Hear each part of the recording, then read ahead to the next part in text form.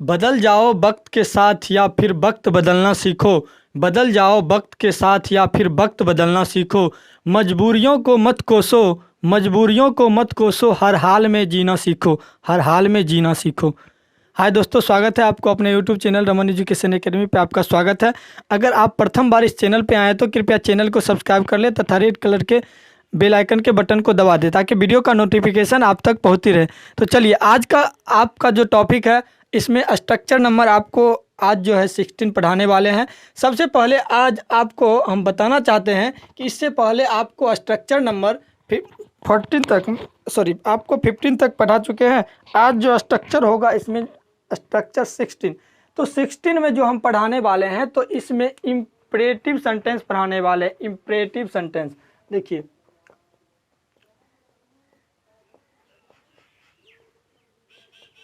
Imperative sentence मतलब imperative sentence आपको आज पढ़ाने वाले हैं। देखिए, इम्परेटिव सेंटेंस जिसमें आज वैसे सेंटेंस पढ़ाएंगे जिसमें कि देखिए सेंटेंस में या तो अनुरोध का बात हो, ठीक है, या तो अनुरोध का बात हो, या तो आदेश का बात की जाए, ठीक है, या तो सलाह का, या कोई सलाह दिया जाएगा, या मना ही या तो मना किया जाएगा, यानी कि निषेध की मतलब निषेध, ठीक है। आज आपको इस तरह का स्ट्रक्चर पढ़ाएंगे, ठीक है। और आज जो पढ़ाने वाले हैं देखिए यही इम्परेटिव सेंटेंस आज से जो पढ़ाएंगे स्ट्रक्चर नंबर 16, उसमें आपको इम्परेटिव सेंटेंस मिलेगा देखने के लिए। इम्परेटिव सेंटेंस, ठीक है। अब इम्परेटिव सेंटेंस किसको कहते हैं? तो देखिए, वैसा सेंटेंस जिसमें या तो अनुरोध का भाव झलके, जिस सेंटेंस से पता चले कि किसी चीज का अनुरोध कर रहा है कोई व्यक्ति किसी से, ठीक है, या तो कोई व्यक्ति किसी को आदेश दे रहा है, ठीक है। अगर आदेश नहीं दे तो वो सलाह दे रहा है, या सलाह ना दे तो किसी को सुझाव दे रहा है, यानी कि मना कर रहा है कि तुम ऐसा काम मत करो, आप ऐसा काम मत करिए। या तो अनुरोध होगा, या तो आदेश होगा, या तो सलाह होगा, या तो मना ही होगा। तो उसी सेंटेंस को इम्परेटिव सेंटेंस कहते हैं। तो उसी सेंटेंस को इम्परेटिव सेंटेंस कहते हैं। और इम्परेटिव सेंटेंस से बेस्ड अब जो है अब सेंटेंस अब हम पढ़ेंगे स्ट्रक्चर नंबर 16 से। इससे पहले जो सेंटेंस पढ़ाए थे वो बेसिक सेंटेंस था, सिंपल सेंटेंस था, ठीक है। अब इसमें जो आपका ये जो बनेगा सेंटेंस, अनुरोध का सेंटेंस हो, या आदेश से, या सलाह, या मनाही से, इसका देखिए, इसका जो सिंपल सेंटेंस भी होगा और कुछ जो होगा जोरदार मतलब सेंटेंस भी होगा, और कुछ सिंपल सेंटेंस भी होगा। तो दोनों सेंटेंस को हम अलग अलग स्ट्रक्चर में पढ़ेंगे। तो आज जो पढ़ने वाले हैं, तो चलिए सबसे पहले आज जो पढ़ने वाले हैं स्ट्रक्चर नंबर 16। तो सबको हम वो चाहे वो अनुरोध का हो या आदेश का हो, किसी तरह का सेंटेंस हो, आपको स्ट्रक्चर के रूप में पढ़ाएंगे और स्ट्रक्चर नंबर से पढ़ाएंगे, ठीक है। चाहे वो जोरदार वाक्य हो या सिंपल वाक्य हो, आपको स्ट्रक्चर से पढ़ाएंगे। देखिए, पहचान, आप ऐसे वाक्य का पहचान कैसे करिएगा कि ये जो है अनुरोध का है, या आदेश का हो, या सलाह या मनाही का। देखिए, ऐसे वाक्य जिसमें सब्जेक्ट छिपा हो, मतलब कि सब्जेक्ट आपको नहीं दिखेगा, सब्जेक्ट उस वाक्य में रहता है लेकिन आपको सब्जेक्ट पता नहीं चलेगा। बोलने वाला आपको सब्जेक्ट बोलेगा नहीं, सेंटेंस में सब्जेक्ट छिपा रहेगा, एवं उस वाक्य से आदेश या सलाह का भाव का बोध होता है।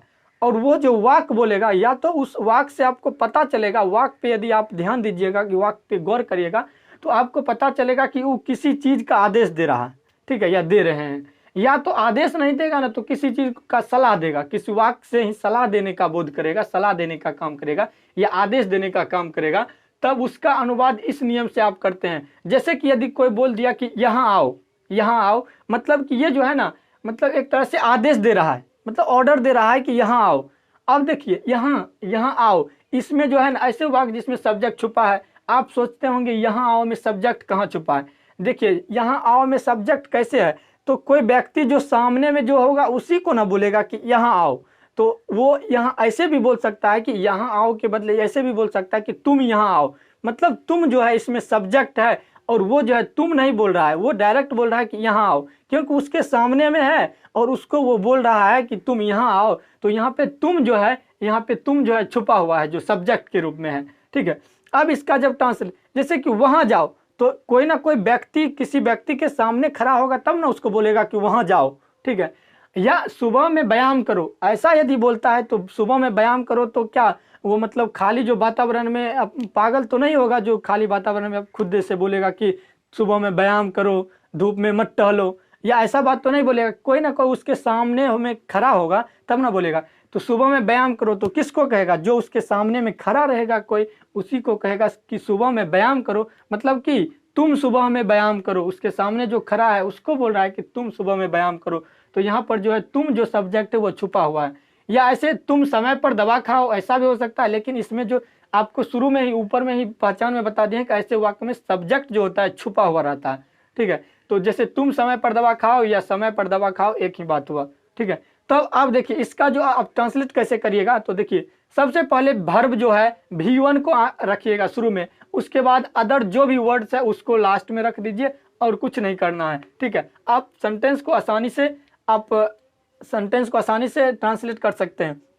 तो जैसे आप जान गए कि यू जो होता है ऐसे सेंटेंस में, यू जो सब्जेक्ट के रूप में होता है और यहाँ पे यू जो है हिडन रहता है, छुपा हुआ रहता है, नहीं दिखता है। तब आप इसका अब इस स्ट्रक्चर से आपको एक ही प्रकार का आपको स्ट्रक्चर मिलेगा इस सेंटेंस को ट्रांसलेट करने के लिए। जैसे कि यहाँ आओ, तब आप इस सेंटेंस का ट्रांसलेट करिए और देखिए यहाँ आओ, ऐसे सेंटेंस का आप ट्रांसलेट करिए। और किस तरह से करिएगा खुद दे करके पहले देखिए, एक मिनट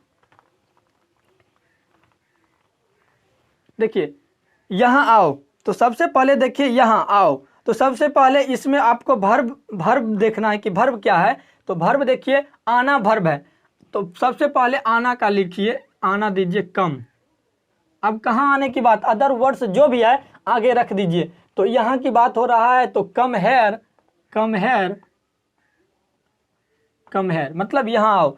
अब देखिए कहा है वहाँ जाओ, वहाँ जाओ, तो जाना का क्या होता है, जाना जो एक वर्ब है और V1 इसका गो होता है जाना का। ठीक है, अब वहाँ जाओ तो गो देयर, वहाँ का देयर होता है।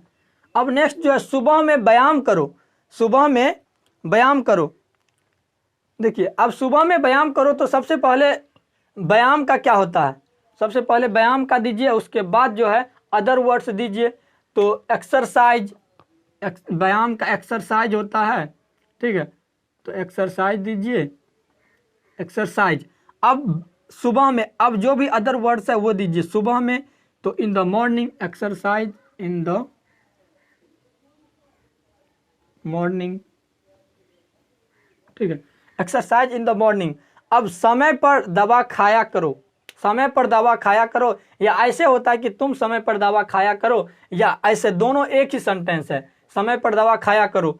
तो सबसे पहले यहाँ पे V1 खाना, खाना, खाना यहाँ पे जो है दवा है। तो दवा को आपको इससे पहले भी सेंटेंस जो बताए थे स्ट्रक्चर कुछ दूसरा, उसमें भी आपको बताए थे कि दवा जो खाया नहीं जाता, दवा को लिया जाता है। तो यहाँ पे लेना का टेक होता है, टेक। अब दवा जो है, दवा किस किस चीज को लेने की बात, दवा, टेक मेडिसिन, टेक मेडिसिन। अब देखिए समय पर दवा नहीं लिया जाता है, समय में दवा लिया जाता है। Take medicine in time, in time. समय में दवा लिया करो या समय में दवा खाया करो या समय पर दवा खाया करो का ट्रांसलेशन एक ही होता है। इस तरह से आपका ये जो सेंटेंस है इसका आपका ट्रांसलेशन हो चुका है। ये स्ट्रक्चर आपका खत्म होता है। इसमें आपको कुछ अभी सेंटेंस आपको हम बोलने वाले हैं, आप उस सेंटेंस को पहले नोट कर लीजिए, आपको खुद से घर से बना के लाने के लिए। देखिए लिखिए, ऐसे अगर ऐसे आपको सेंटेंस मिलता है तो आप ऐसे सेंटेंस में हमेशा V1 का ही यूज करिए। ठीक है, V2 V3 ऐसा नहीं यूज करना है। ठीक है, आपका सेंटेंस इरर हो जाएगा और सेंटेंस गलत हो जाएगा। ठीक है, आप जो लिखिए कल आना, अब नेक्स्ट आपको लिखना है कि कल आना। लिखिए कल आना, कल आना, किताब को ले लो, वहां जाओ, विद्यालय जाओ, घर जाओ, समय से पढ़ो, समय पर खेलो, समय पर खेलो। नेक्स्ट ट्रांसलेशन लिखिए, खड़े हो जाओ, खड़े हो जाओ, उस बच्चे को पीटो, उस बच्चे को पीटो, एक फूल तोड़ो, एक फूल तोड़ो, एक माला लाओ, एक माला लाओ, एक कलम खरीद लेना, एक कलम खरीद लेना, अपने पिताजी को एक पत्र लिखो, अपने पिताजी को एक पत्र लिखो,